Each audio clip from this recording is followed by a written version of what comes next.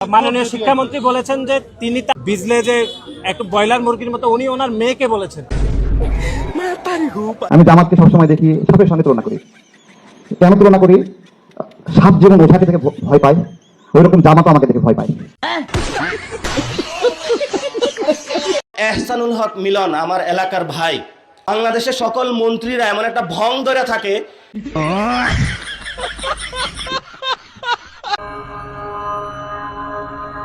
तो चलिए शुरू करते हैं। আমি স্বপ্ন দেখি আমার ছাত্র ছাত্রীরা আমেরিকার মানের লেখাপড়া শিখবে, ওই মানের কারিকুলাম দিবে, ওই মানের বিশ্ব দরবারে তাদেরকে উপস্থিত করবে। সেই লেখাপড়া আমি তো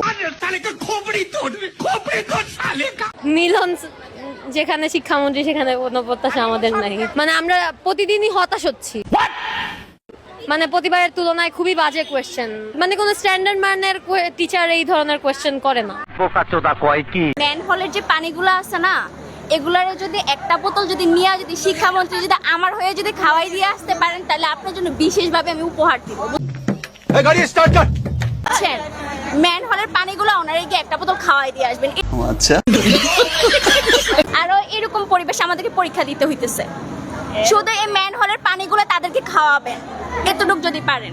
ঠিক বলেছো। এখনের যে শিক্ষামন্ত্রী উনি আসলে পরীক্ষা মন্ত্রী।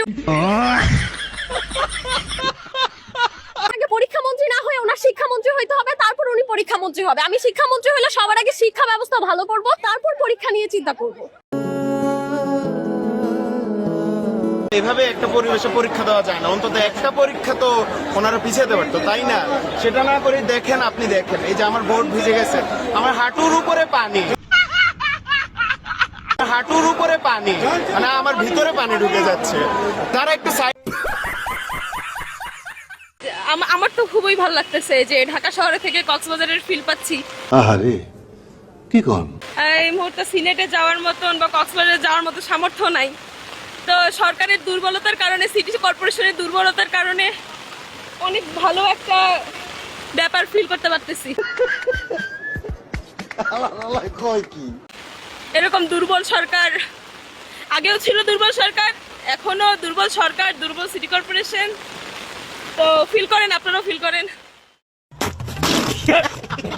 মাননীয় শিক্ষামন্ত্রী বলেছেন যে তিনি তার মেয়েকে বলেছেন যে এখনকার বৃষ্টি বাদলে বিজলে যে একটু ব্রয়লার মুরগির মতো উনি ওনার মেয়েকে বলেছেন। শাক দিয়ে মাছ ডাকার চেষ্টা করতেছো গণেশ, অশিক্ষিত মূর্খ আদুবাই। শিক্ষামন্ত্রী কে?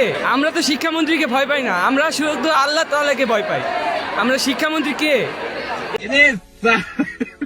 উনি খালি আমাদের প্যারা দেয় আর 2 দিন পর পর এক এক নির্দেশনা নিয়ে আসে। এই জিনিসটা আমার ভালো লাগে না। হ্যাঁ, যত বড় কোশ্চেনই করুক, যত কঠিনই কোশ্চেন করুক না কেন, আমাদের তো দমায় রাখতে পারবে না, কারণ আমরা তো নকল করি না।